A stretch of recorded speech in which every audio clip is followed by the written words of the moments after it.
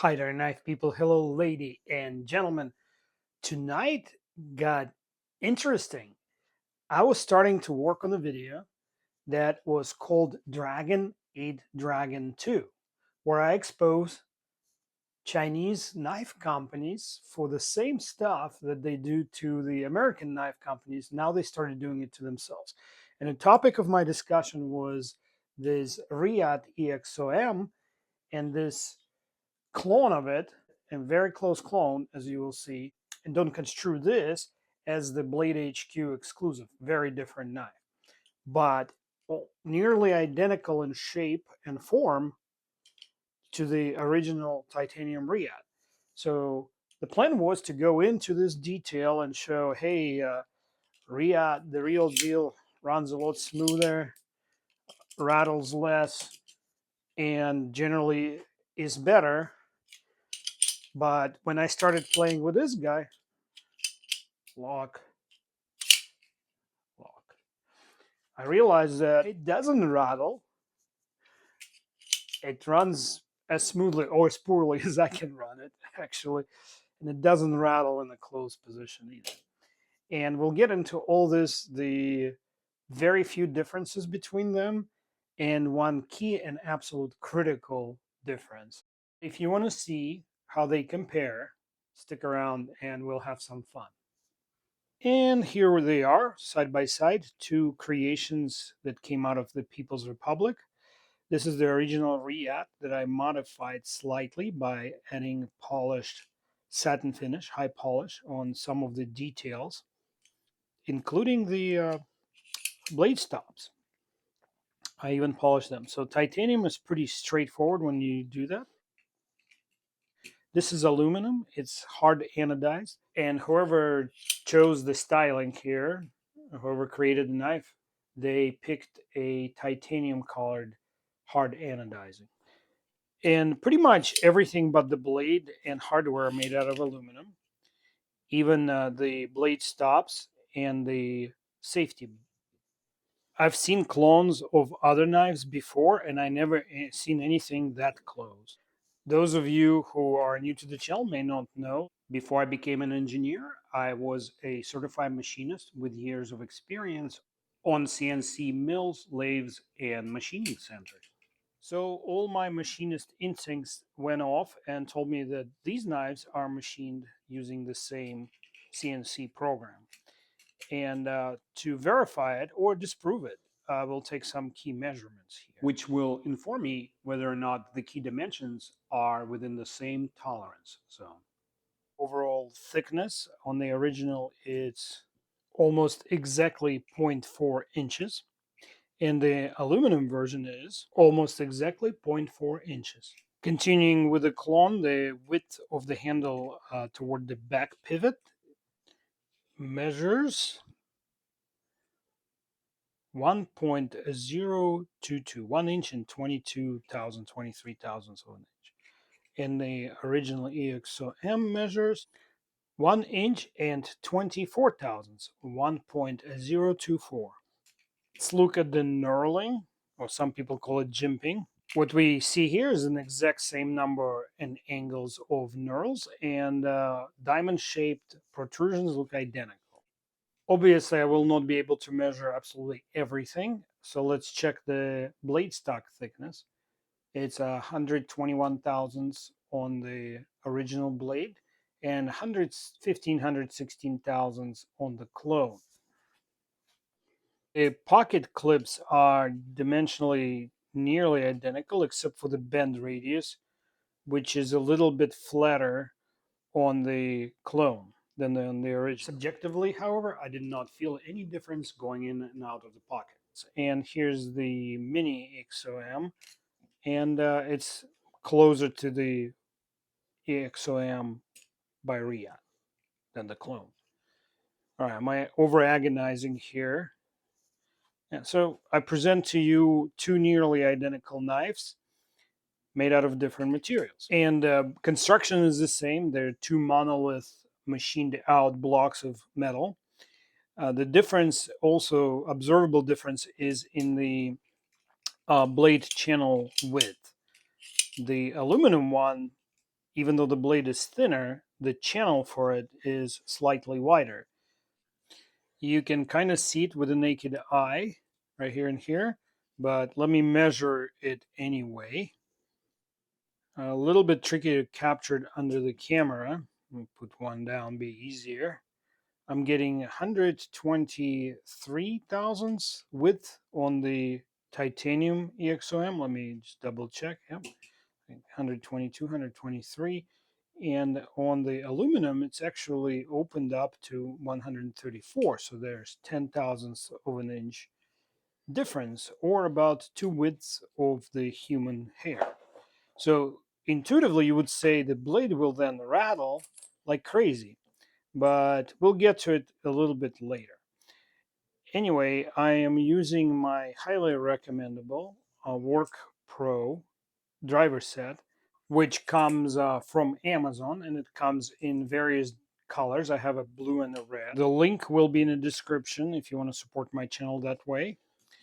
So T8 all around. The reason I like this style of drivers is because holding it in my grip is comfortable. It has a magnetic pivoting top that allows free spinning it.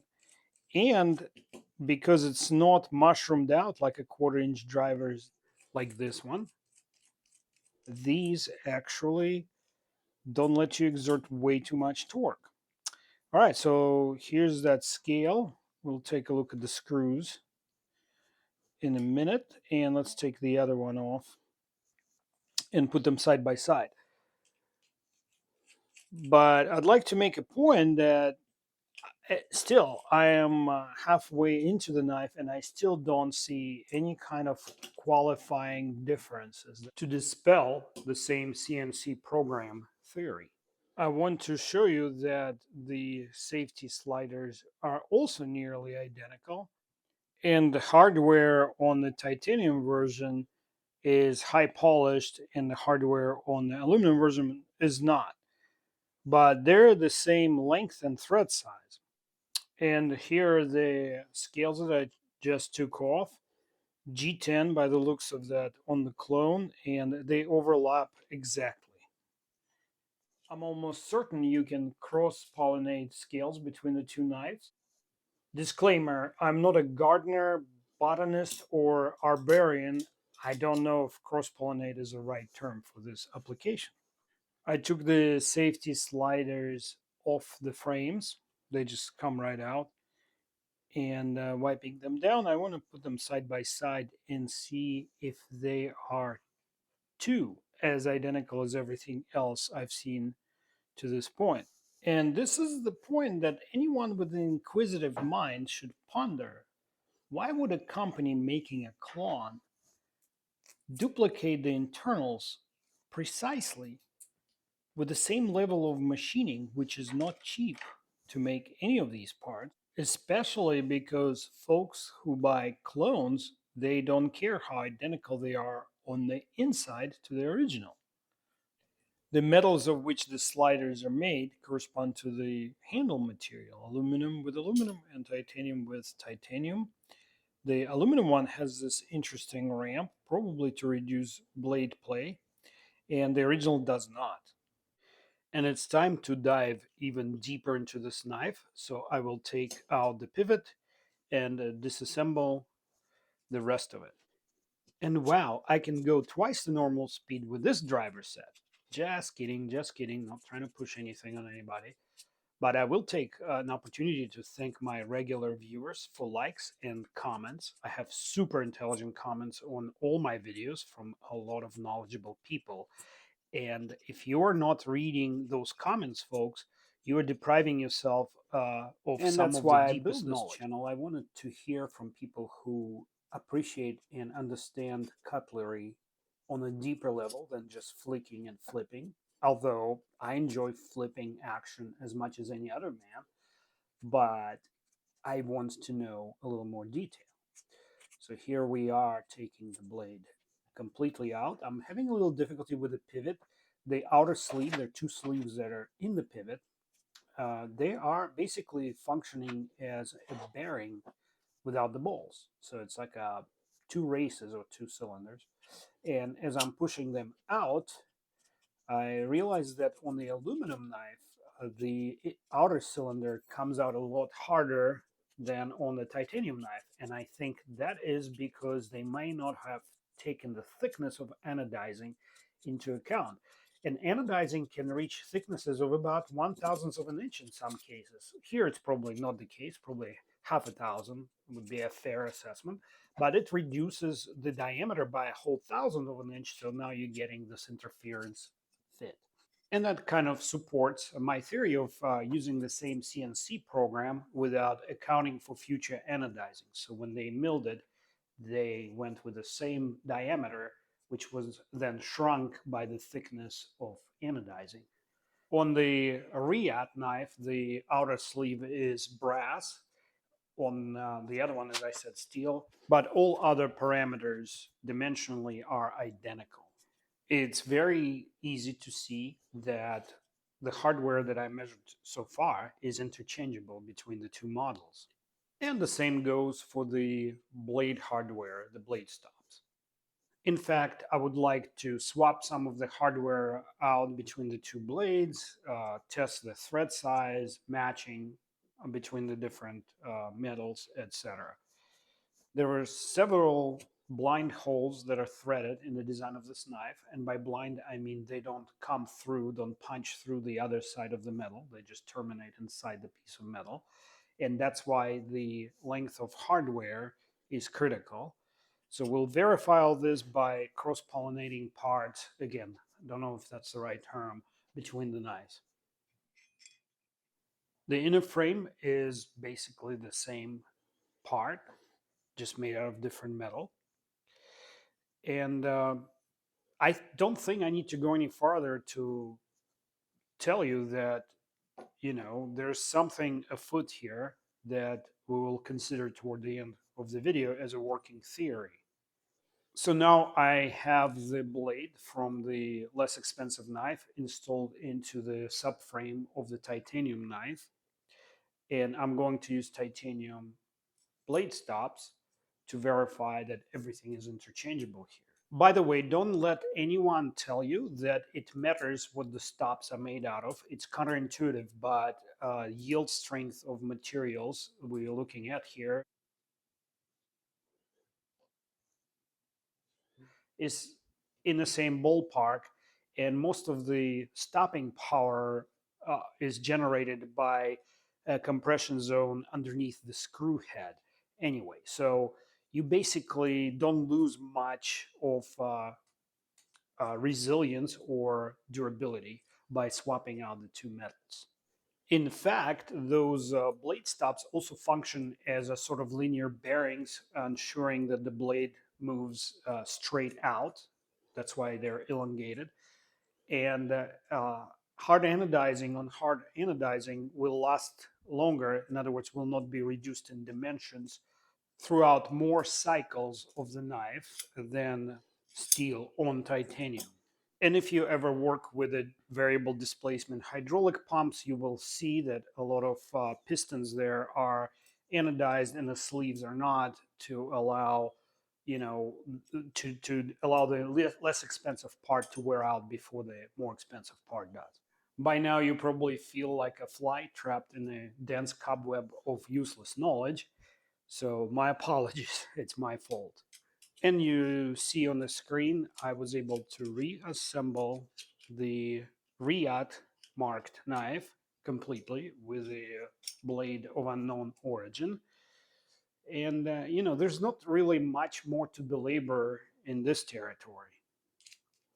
And throughout the assembly process, I kept intermingling the hardware, different screws from both knives, which validates my theory that the dimensions on the two frames are the same, the thread sizes, the depths of blind holes, and the length of hardware.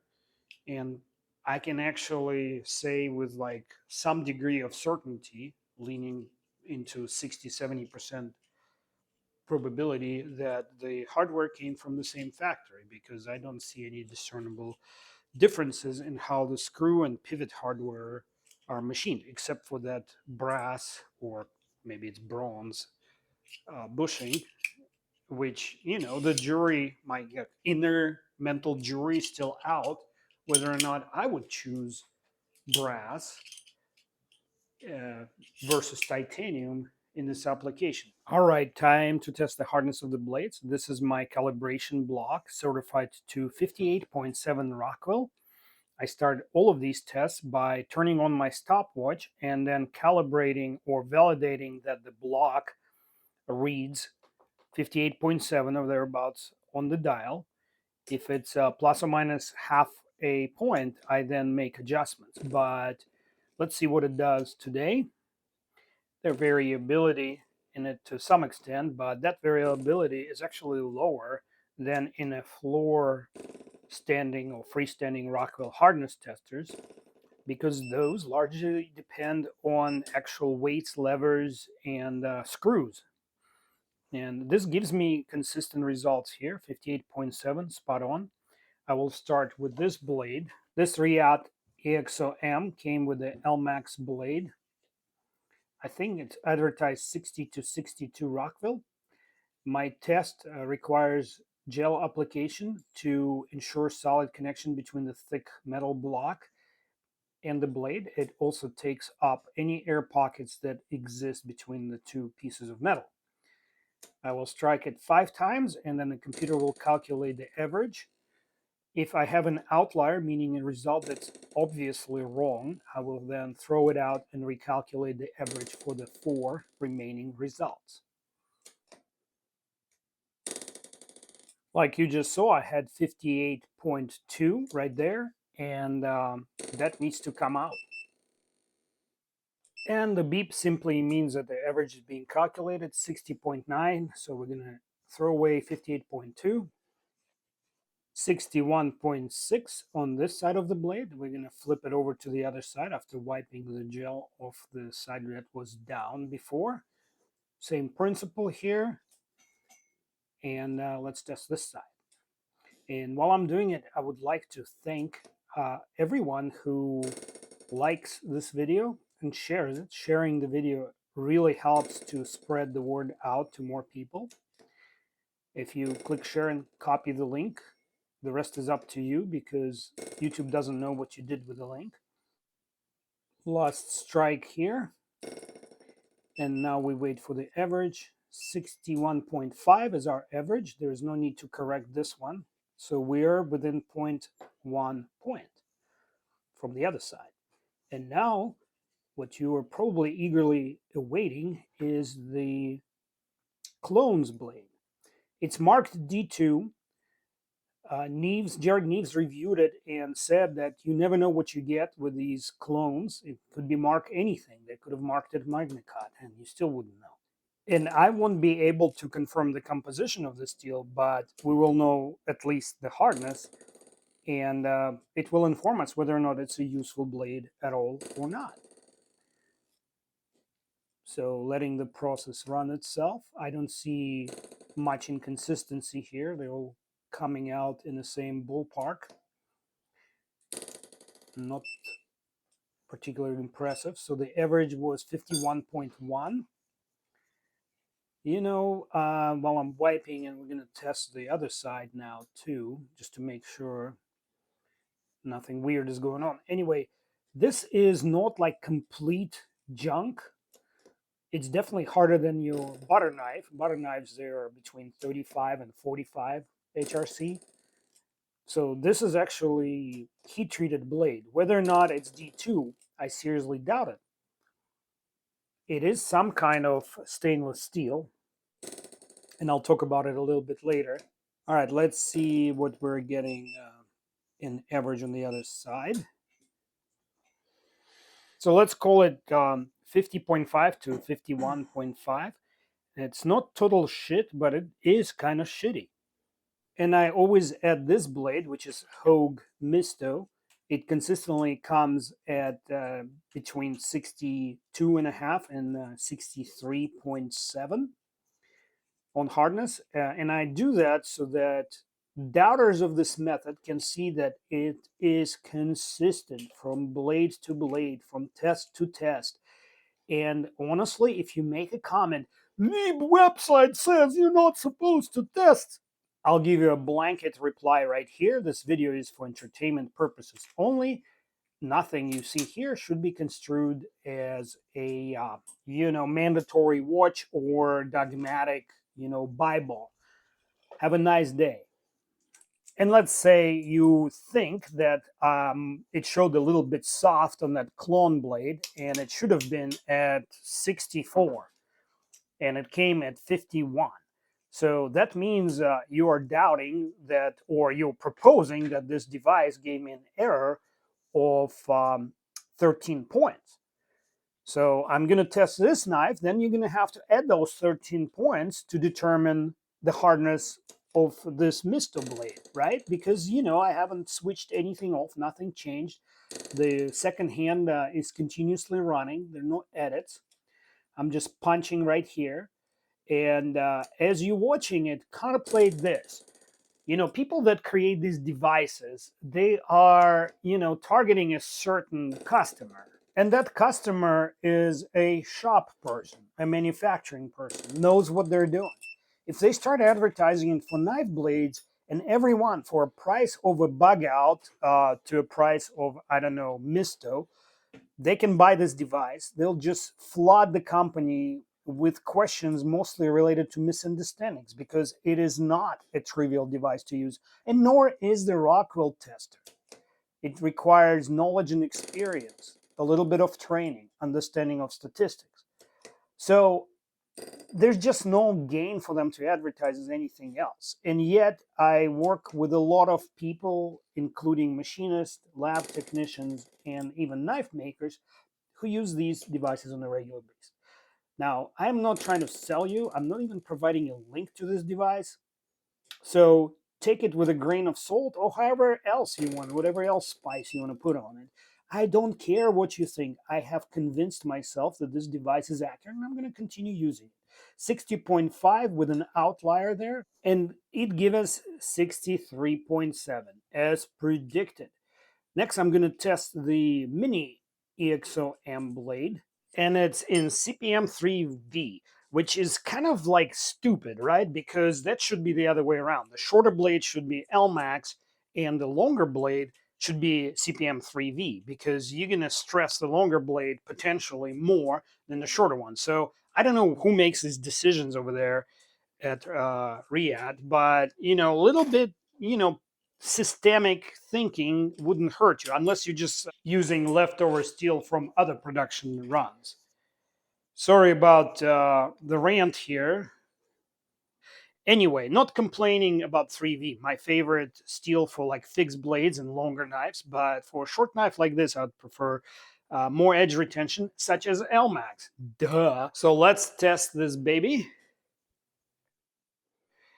And while I'm doing this, I'll explain how I adjust the average for an outlier. Let's say, like in the previous example, the average came out to be 60.5. I multiply 60.5 by 5, and then I subtract the outlier, which is 47.8 from that number, and then I divide the resulting number by 4, and it gives me an average of the 4 good strikes.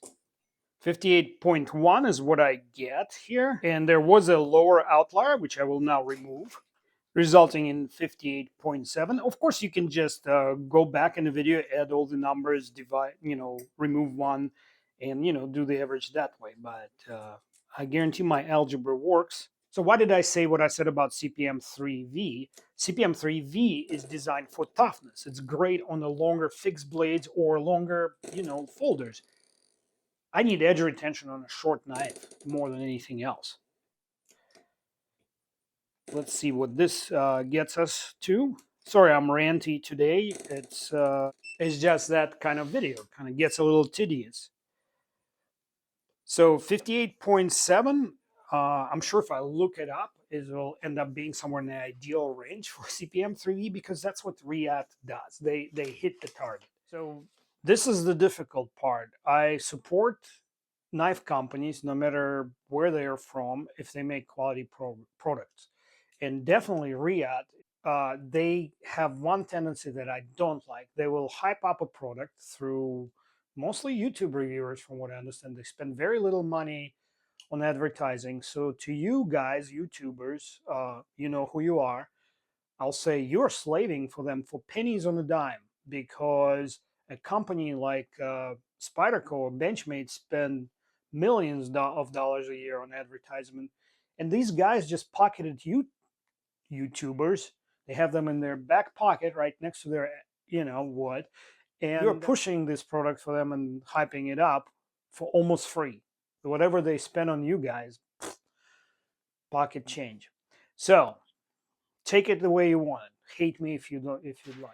I get requests to show how the knives cut. Honestly, I wasn't showing them because I'm of the opinion it doesn't matter how the knife cuts out of the box. What matters is how long that ability lasts, or how well you can sharpen it, because sharpen it you will. Almost no knives come perfect out of the box. That said, here it is. It's newspaper advertisement paper. Um, yeah, it cuts. I stropped it a little bit, full disclosure. I'll be honest with you. I'm not affiliated with Reate, never plan to be affiliated, and some of the biggest reviewers are, or at least affiliated with people who sell a lot of Reates. And that's why what they will not tell you, if you want to experience Exo-M, if you want to get that uh, drop and shot experience from Gravity Blade, absolutely decent match. In fact, because the handle is lighter than the blade, as opposed to handle is heavier than the blade, or the balance is different, right? This is much the I don't know if you can see, but the original Exo-M, it balances out somewhere right at the safety switch, and this balances out forward of the safety switch. So it actually runs smoother, at least in my hands, than the original. But this video was more about why I think you see this two identically machined knives, one supposedly a clone. Three working theories that I'll postulate.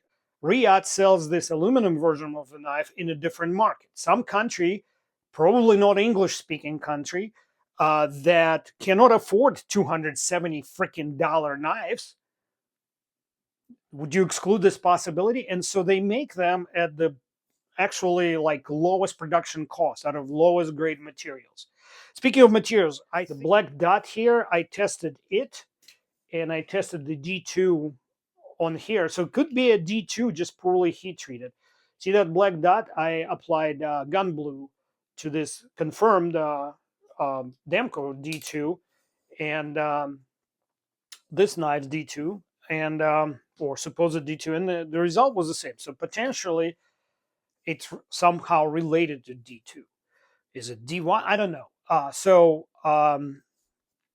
But it could be as lower grade as based on hardness alone. It will give you a performance of 3 CR.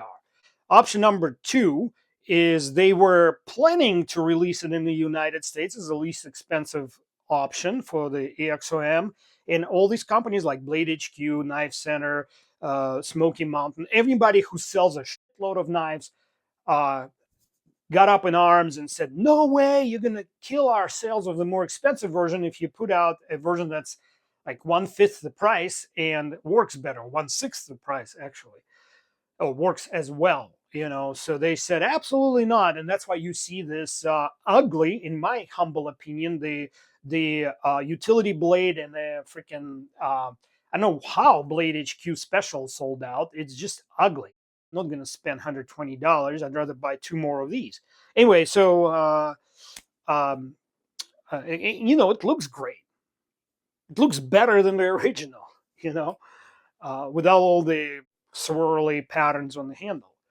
So, man, I'm on the fire today. And my last theory, potentially the technical data package, the drawings, the programs got stolen from Reate. And in this case, you guys need to tighten your security. But do I feel bad for you? Absolutely freaking not, because this is, I know I'm mixing all kinds of companies into one big bowl, but I think it is your country who is engaging in industrial espionage on a scale that we can't even imagine here. The knife hobbyists have no idea how much of our shit that you guys copy and sell to the other countries. I'm not talking about small shit. I'm talking about CNC machining centers, tractors, cars, batteries, computers, chips, billions and billions of shit that you've stolen intellectual property for and selling it. So eat your own shit, as I would say.